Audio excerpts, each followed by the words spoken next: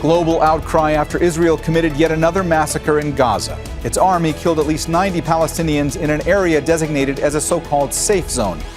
Israel claims it was targeting Hamas leaders. But is that justification for killing so many civilians? This is Inside Story.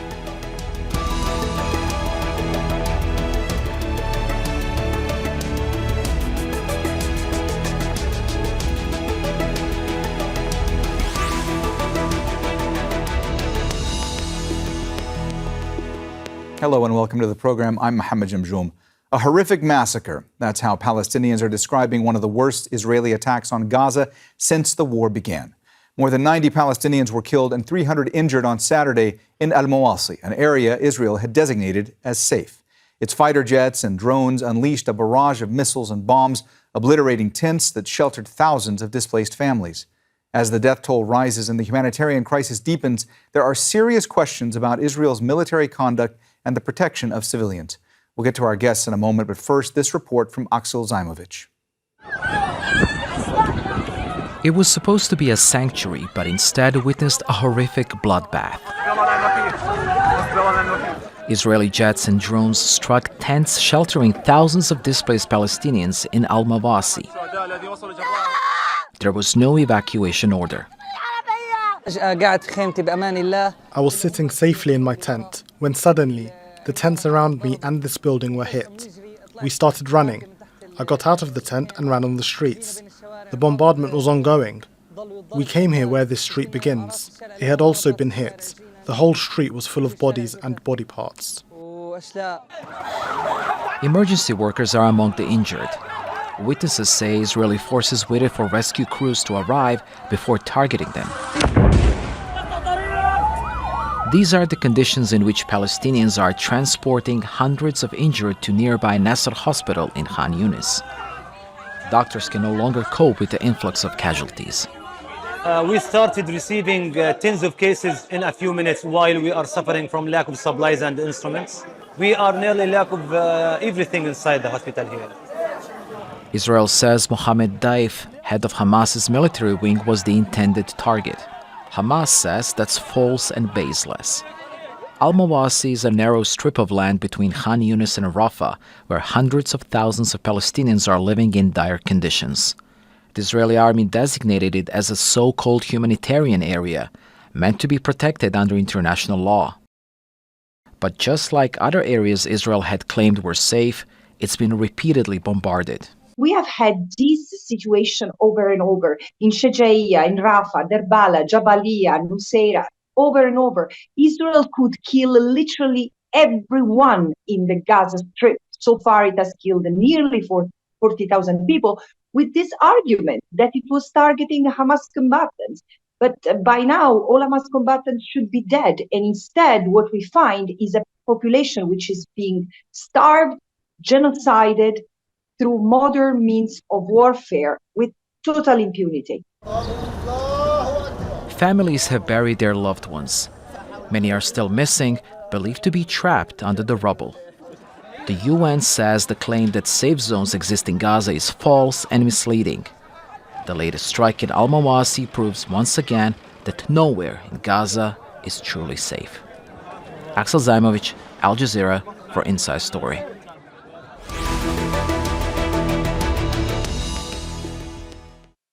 All right, let's go ahead and bring in our guests. In Deir al-Balah, Central Gaza, Ibrahim Yaghi, a writer, poet, and activist.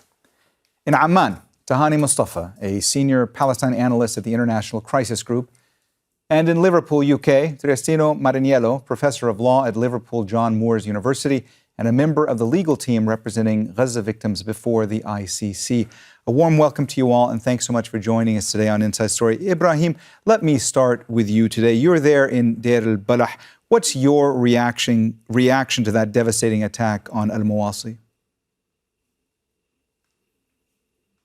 I thank you, Mr. Mohammed Jamjoom, for the kind invitation and to be platformed by your program. And my name is Ibrahim, and my identity doesn't matter anymore. Amidst the genocide occurring, I could be killed at any moment, and I will be turning to a number on your stream that this is what all of us feels, especially after the massacre yesterday in al-Mawasi. The safe haven, this how the Israeli army was sell it to for the Western globe. Yesterday, in less than 5 minutes, almost 100 people were killed.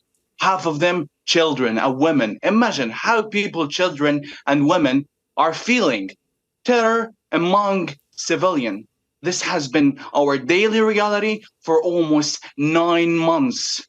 I have been evacuated from my house 4 times, and my relatives and friends have been or have had to evacuate almost 9 times. There is no safe place in Gaza. And the meaning of safety or the meaning of save itself is being eradicated from our dictionary. To be more than precise, from the Gazan dictionary. Ibrahim, you spoke so eloquently about the horrific situation there. I want to follow up with you because you made mention of the fact that this attack on al-Mawasi happened on an area that had been designated by Israel as a safe zone. Now, the UN says that basically there are no safe zones that exist in Gaza, that to call something a safe zone is false, that it's misleading. When you hear that term that you just spoke about, a safe zone or a humanitarian zone, how does that make you feel considering the current climate that you and so many others are living in? Do you feel safe? I'm gonna say something for you, Mr. Mohammed, I'm sorry. I was in Gaza firstly, and the Israeli occupation forces have said that most of the cities in Gaza City have told us that it is a safe place. And I'm hearing Deir al-Balah because Gaza is a safe place. Deir al-Balah is a safe place. They were telling us that al-Nusayrat is a safe place either, and either Rafah. And things are just giving its ride away. So the thing isn't here. We don't believe in the thing of safety. We don't believe in every single thing that the Israeli army are saying. It's all lies. It's all lies. Even the term itself, I'm telling you as a Gazan, and I'm representing my people to you. And I'm telling you that this term is being eradicated as the people of Palestine, as the people of Gaza have been eradicated from the civil registry. Tahani, Israel says that it was targeting Mohammed, the leader of Hamas's military wing, in that attack on al-Mawasi. But is Israel in no way concerned about considerations of international law? They attacked an area that we've already mentioned they had designated as a safe zone. Does that not come into play at all in their considerations and how they are prosecuting this war? Well, we've seen throughout this war that Israel has acted completely disproportionately. It has violated the laws of war, but it has tried to justify that on the basis that Hamas has been using civilian shields. And that's exactly what the justification for this attack that killed around 90 people, injured 300, targeting or conducting a targeted assassination in what Israel itself designated as a safe zone. The Israeli Prime Minister has come out and said that they don't actually have any serious confirmation that they've actually targeted those military targets. But yet, as I said, we've seen 90 people killed. It was a collateral that the Israelis had calculated was worth the risk taking. But, you know, this is something that we've systematically seen since the 7th of October, where Israel has conducted supposed precise targeted assassinations in densely populated areas, and where it has failed to really come out with anything substantial, whether that's the actual militants that they're targeting or to actually prove that there was any substantial evidence to make that a legitimate target. We've seen that time and time again. We saw it with Shafat Hospital. We've seen it in this instance. There's been no substantial proof that Hamas does actually use civilians as human shields. Even reputable human rights organizations have come out in previous onslaughts where Israel has done the same thing, where it systematically has a history of doing just that, targeting densely populated areas on the basis that Hamas uses civilians as shields. And there's been no substantial evidence. What we have actually seen is that Israel often tends to use Palestinians as human shields when it conducts its military campaigns, which we've seen in the West Bank. We saw that just recently, last month in Jenin. We've seen it in places like Hebron. So, once again, this is really Israel facing a serious PR crisis here, where it has conducted a supposed precise targeted assassination on the basis that it is targeting a legitimate military target, but once again has failed to substantiate its supposed military objective here. And instead, what we have seen is 90 people killed, 300 people injured. Triestino, what are the implications under international law, under humanitarian law, under the laws of warfare when it comes to attacking areas that have been designated as a safe zone or a humanitarian zone? Well, first of all, many thanks for having me today. What has just happened yesterday in Khan Younis is clear evidence that Israel ignores the fundamental principles of international humanitarian law, so the applicable legal regime to an international armed conflict which is taking place in the Gaza Strip. First of all, in this war, Israel has systematically ignored the principle of distinction, which prohibits direct attacks to civilians and civilian objects. Unfortunately, this is not a novelty. All the military operations against Gaza have been characterized by direct attacks by the Israeli authorities against civilians and civilian objects, as widely documented by United Nations independent commissions of inquiry, even in this ongoing war in the Gaza Strip. Which are the consequences? First of all, the violation of the principle of distinction is a serious violation of international humanitarian law and entails the responsibility of Israel as a state. But at the same time, it's also a war crime under the statute of the International Criminal Court. And that's why the prosecutor of the International Criminal Court, Karim Khan, has requested arrest warrants against Netanyahu and Gallant also for intentional attacks against civilians, which are widely documented since the 7th of October in the Gaza Strip. Ibrahim, you've spoken about the fact that there is nowhere safe in Gaza, that people try to go from place to place, try to find safety, that is not an option that is available to you and to them. I want to ask you about another aspect of the horrific situation in Gaza for the Palestinians there. What kind of psychological trauma is being experienced by Palestinians in Gaza? So my question is in here. Have you tried sleeping in a tent? Have you tried losing everything in your life? Let me just visualize for you, or give you a visual footage for you and for the watchers actually, and the viewers, what the Palestinians or the Gazans are suffering now. I wish I could say to anyone who tells me, we'll feel for you, and tell them, come and truly experience the following feelings. The feeling of a sleeping in a tent. Forget the tent. Sleeping in a small room with 10 people, half of them children. This room is your changing room, dining room, bedroom, living room, and kitchen. And sometimes we pack the kids in the same room. No privacy. Forget about privacy. You don't even get the chance to be alone in the room, to change your own clothes. I swear, change your clothes in front of everyone, and then tell me how much you feel for us. Come and stand in a line for the bathroom, especially in the morning, with 10 or 20 people in front of you, you and 10 or 20 behind you. Your turn comes, hurry up. You can only do one thing, guys. Either relieve yourself, wash your hands, or brush your teeth have become a dream for us.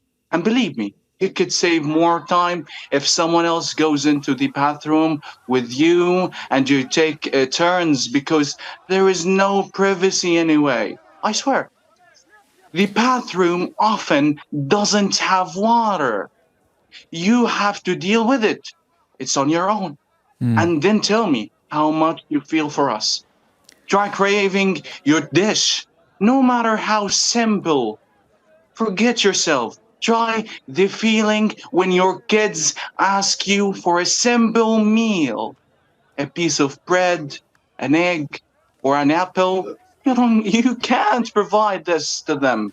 You can't provide because you have all the money in the world, but it's worthless now. Or you can't provide because you do not have the money, or you can't provide it because there is simply nothing to buy. Try depriving yourself on craving something for months, and then tell me how much you feel for us. Try sleeping in the same clothes, waking up in the same clothes, and going out in the same clothes, eating in the same clothes, doing every single thing in the same clothes. Why?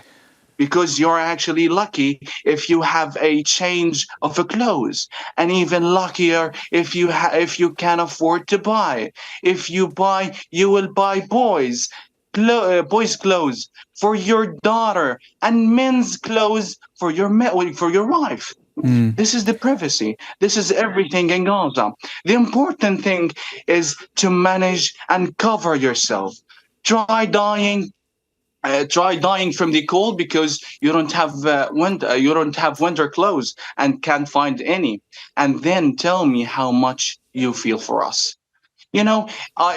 Some statistics have came out lately that almost 70 people have been killed. By whom? By no one but winter. Is this a crime or not? Is this a criminal attitude or not? Have you tried Tahani, having your wife pregnant in her ninth month during a war? Ibrahim, I'm sorry to interrupt I'm here you. with you. Please, I'm sorry to interrupt you. I'm getting emotional. That's why. Absolutely, I understand. Tahani, I want to ask you if you think, from your perspective, if this attack on al-Mawasi is going to play in some substantial way into the genocide case that South Africa has brought against Israel at the International Court of Justice. Absolutely. This incident is just another long list of PR disasters for Israel. Once again, it is trying to justify its violation of the laws of war on the basis of these unsubstantiated arguments that Hamas has been using civilian shields, targeting densely populated areas, even those that it has itself designated as safe zones, and once again come out being completely incapable of substantiating any or qualifying any of its military objectives here. And Netanyahu's comments statements around this incident, the fact that they can't confirm whether they did target those that they were supposedly trying to strike, and yet had calculated the collateral that this would cause and felt that this was a risk worth taking. This is just really just evidence mounting up for this genocide case, further proof that Israel is systematically targeting civilians and is doing so despite the claims that it is making to the contrary, which again, as I said, we've seen no substantiated evidence for. Triestino, you were speaking before about the principle of a distinction, and I want to ask you about another question when it comes to all this, the question of proportionality under international law. Israel has claimed that it was targeting Hamas leaders, but from an international justice perspective, is that justification for killing so many civilians? I mean, isn't there still supposed to be a principle at play in warfare of attempting to distinguish between civilians and combatants? Well, yes, that's correct. I was mentioning before that allegedly Israel is violating the principle of distinction because of the direct or at least indiscriminate attacks against civilians in Khan Younis. Israel argued, as in the previous massacres, that there was a military objective in the area. So let's assume that what Israel is arguing is true, but there has been no evidence provided, persuasive evidence for this. But let's assume that Israel's statement is correct, is true. In any case, even if there was a combatant or combatants in the area, this will not turn the entire area into a military objective. In other words, this will still be a violation of the principle of distinction. It will be still a war crime because it will be an indiscriminate attack. But let's assume that the entire area was a military objective, which is not the case. But let's assume that Israel is able in the future to prove that the entire area was a military objective. That will still be a violation. The attack will still be a violation of the proportionality principle because the use of force would be, as you correctly said, excessive. But this will also be a violation of another fundamental principle of the law of armed conflict, which is the principle of precautions, which imposed on a state here, on a belligerent party, to adopt all effective precautions to reduce the harm of the impact of civilians of the hostilities. And as it has been also said before, the designation of safe area does not amount to an effective precautions because Israel so far has systematically attacked designated area. As stated by the UN Special Rapporteur for Human Rights in Palestine, the designation of safe area is generally used by Israel as a sort of humanitarian camouflage in order to distort the laws of war to hide a genocidal intent. Triestino, let me also just follow up with you about another thing. Are you seeing that there's any indication that Israel is in any way really concerned about the case at the ICJ, or do you think they're just going to continue to carry out the war the way they've been doing so? Well, what we know so far is that Israel has ignored all the binding, under international law, binding decisions and provisional measures imposed by the International Court of Justice on 3 different occasions. The only measure that Israel has complied with has been the submission of a confidential report that no one has seen, arguing how Israel will be complying with the orders. One of the measures imposed by the International Court of Justice, for instance, is enabling the access of essential goods into the Gaza Strip. That has not happened. After Israel has also invaded Rafah, one of the only possibility to get access, it has also stopped one of the few possibilities that Palestinians in Gaza had to get access to essential goods. So Israel continues to ignore the decisions of the International Court of Justice. Tahani, the fact of the matter is that Israel has continued to say throughout all this that they will do whatever is needed to achieve their objectives in the war. So do you foresee that there is anything that could change the way they are prosecuting this war, or will it just continue in this manner? Concerted international pressure on Israel. There have been no red lines. We've seen goalposts constantly shift when the US has claimed, prior to the invasion of Rafah, that any invasion of Rafah would be a red line. And then suddenly we see that goalpost shift to any major invasion of Rafah. So there have been no serious red lines imposed on Israel. And Israel will continue to try and do what it can as long as it thinks that it can get away with it. And that is exactly the message that the international community have sent it, is that Israel can continue to conduct its campaign in the way that it has done for the last 9 months without any serious pressure on it, whether we're talking about economic, diplomatic, in terms of security relations. We've seen normalizing states continue relations as normal. We've seen normalizing states in the region, even providing some of the humanitarian cover. We've seen the international community provide that humanitarian cover instead of actually putting pressure on Israel to actually, at the very minimum, allow for the required humanitarian aid to enter through. We're seeing the continued shipment of weapons that are entirely responsible for these attacks against civilians, that are responsible for the now what is considered to be a complete underestimate of the 38,000 that have been recorded.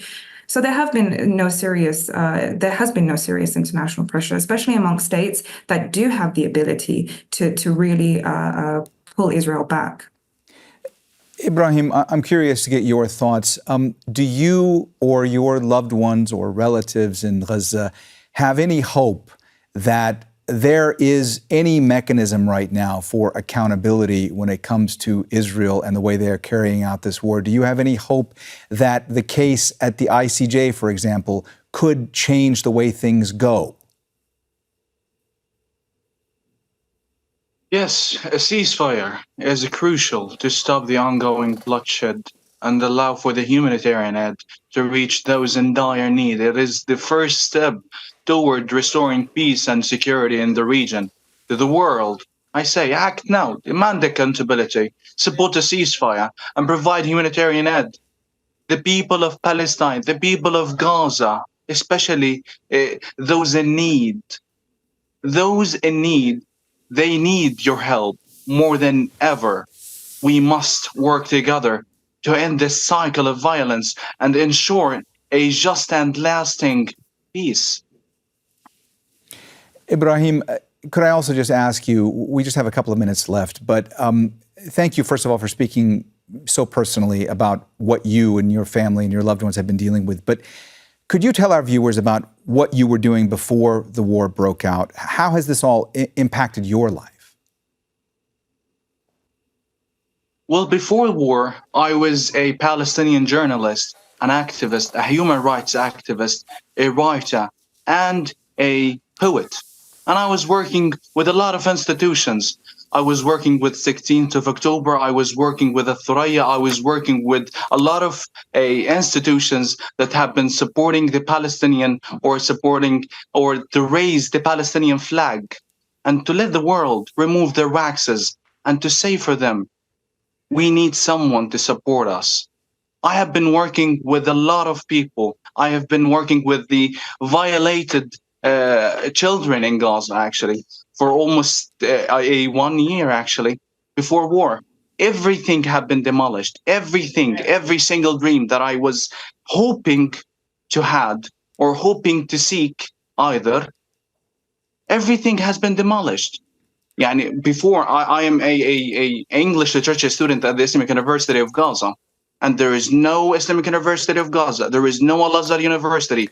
There is no universities in Gaza. There is no hospitals in Gaza. There is nothing in Gaza. Ibrahim, life itself. I'm sorry to interrupt you, but we just have time for one last question. Tahani, I want to ask you, because you heard Ibrahim there talk about the need for a ceasefire. From what you are seeing as far as what's going on, do you think right now that things can be on track for a potential other ceasefire, or is this going to be elusive? It seems very unlikely, and Hamas themselves have said that this is another attempt by Israel to try and derail ceasefire talks. We've seen numerous other attempts in the past. Whenever you've had ceasefire talks, you've always had some kind of major incident at the background of that has ended up derailing things. It seems very, very unlikely at this point in time. You've got two warring parties here with mutually exclusive demands. Hamas want to see the complete and total cessation of hostilities. This hasn't been enough to derail their involvement in ceasefire talks, but you still have Israel that is adamant on refusing to concede to any sort of ceasefire as long as as long as Hamas remains, and as long as it has not achieved its military objective, it will continue to try to do so, which is to destroy Hamas in its totality, its military, political, and social wing. All right. Well, we have run out of time, so we're going to have to leave the conversation there. Thanks so much to all of our guests, Ibrahim Yaghi, Tahani, Mustafa, and Triestino Mariniello. And thank you, too, for watching. You can see the program again anytime by visiting our website, aljazeera.com. And for further discussion, go to our Facebook page. That's facebook.com/AJ Inside Story. You can also join the conversation on X. Our handle is @AJ Inside Story. From me, Mohammed, Jamjoom, and the entire team here, bye for now.